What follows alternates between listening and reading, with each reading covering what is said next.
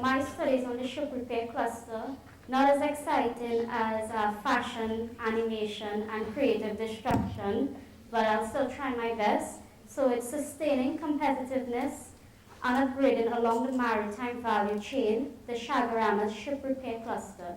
And this was done by myself and other colleagues, Debbie Mohammed and Don Charles, who are not here with us today, but back in Trinidad. And what we did in this study, it's applying the global value chain analysis to the ship repair cluster, Chaguaramas ship repair cluster in Trinidad and Tobago, and using it as a model for upgrading along the cluster itself, and also to implement at other ports throughout the, Trinidad and Tobago, and even the wider region. So what is this global value chain analysis? We've been hearing about it for these past 2 days. Basically, value chains show from the conception of the product to the consumer. Global value chain is basically a framework of getting this product into the global economy with globalization and international trade. And that is a basic framework here, and what was used is we used secondary data along with primary data collected by interviewing key stakeholders in the industry, private sector and public sector. So why the ship repair industry? The government of Trinidad and Tobago has identified ship repair as a strategic sector for diversification, given that we are heavily dependent on oil and gas. Now, why ship repair? We have a long history of a ship repair industry in Trinidad and Tobago, over 100 years, and this has resulted from our oil and gas sector having to perform activities such as transshipment between offshore and onshore activities. This has resulted in a ship repair cluster. Also, oil and gas contributes to 40% of our GDP, but yet only 4% of employment. Whereas the ship repair industry is very labor intensive, as there is a little room for automation. So the ship repair industry can help with creating employment in Trinidad and Tobago. Why ship repair industry again? There's currently a high demand for ship repair services in Trinidad and Tobago. Studies have shown that dry dock facilities are fully booked with a waiting period of 3 to 6 months available. We need to take advantage of this opportunity. Well, we do have one thing in common with the animation, fashion industry, etc. It's a $17 million, the ship repair industry contributes $17 million per annum to GDP in Trinidad and Tobago. Also, studies have shown that this industry is expected to grow by more than 5% for another 10 to 15 years in Trinidad and Tobago. On the international front, the ship repair industry is expected to grow over 100% between the period 2007 until 2015, with an estimated 10 to 20 billion US dollars. So into the Chaguaramas ship repair cluster. Key characteristics of the cluster: it's ideally located. We see here this doesn't have a point. Sorry. So the circle there shows the Chaguaramas ship repair cluster for those of you who may not know where it is. It's close to the nation's capital, Port of Spain. It's in the Gulf of Paria, which is sheltered from hurricanes. Also, we have year-round sunny conditions, which makes the location ideal for ship repair. Trinidad also has a huge market for ship repair, again coming out of our energy sector. We have 2 international container ports, 1 liquefied natural gas terminal, 1 bauxite transshipment facility, 1 petrochemical port, and 1 port for oil refinery. Now these are ships coming in where we can take advantage of this again. and it is estimated that 95% of all our trade is brought in by ships. So location and market we see were the two most important local competitiveness factors in making the ship repair cluster successful in Trinidad and Tobago. Other factors that have been important: adherence to international standards. Standards play a very important part in this industry. It's an international industry where international standards must be met. We have a favorable exchange rate. We have cheap energy and steel, which provides the raw materials for the ship repair industry. We have had political and financial stability, and also given our long history of 100 years in the industry, we have key persons with the right skills for this industry.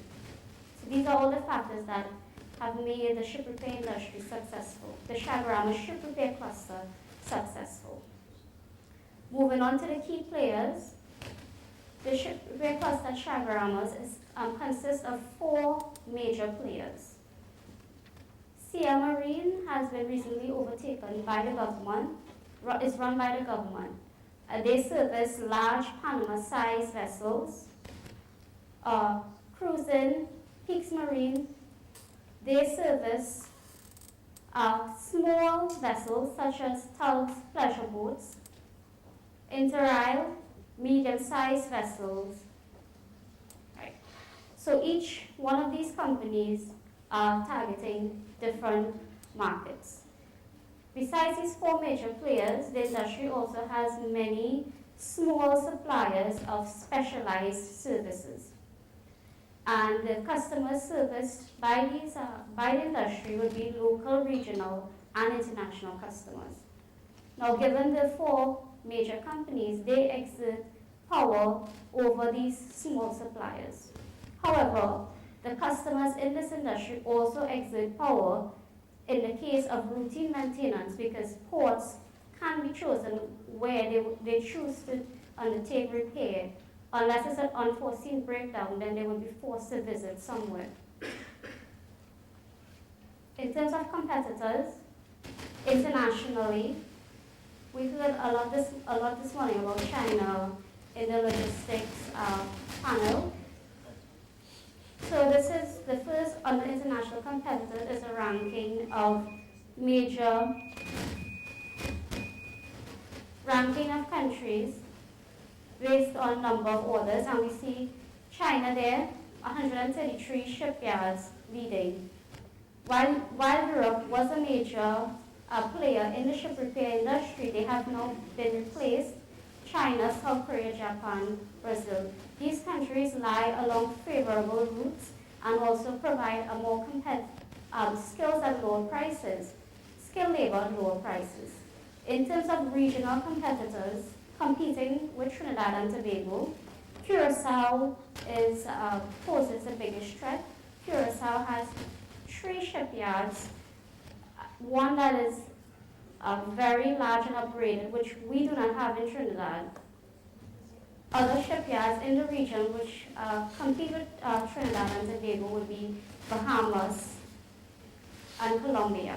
Also recently, Grenada has opened a recent shipyard which services ships the same size as Trinidad and Tobago and is now fiercely competing with us. In terms of the global value chain, it's a service industry, so the value chain is not the conventional value chain. It's services ranked by a value of these services. So we have dry docking facilities, conversion and repair, and marine engineering. Dry docking is simply where the ships come on shore to be inspected, repainted, basically to go back out there. Conversion and repairs, any small repair that may be needed. And that is where Trinidad and Tobago is operating.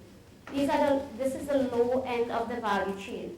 Marine engineering is actually where you get into the design and construction, which we have not been doing. So how do we upgrade to get there? Different strategies: process, product, and functional. process upgrading, where we streamline operations, improve the skills of our people, use of technology.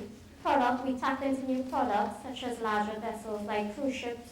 Functional, you add on new functions that can make the industry more successful. So these are the challenges of upgrading in the industry found by the study. A lack of skilled labor. Our energy sector is competing with attracting key personnel needed for this sector, such as mechanics, fabricators, foremen. The energy sector pays much more than the ship repair sector.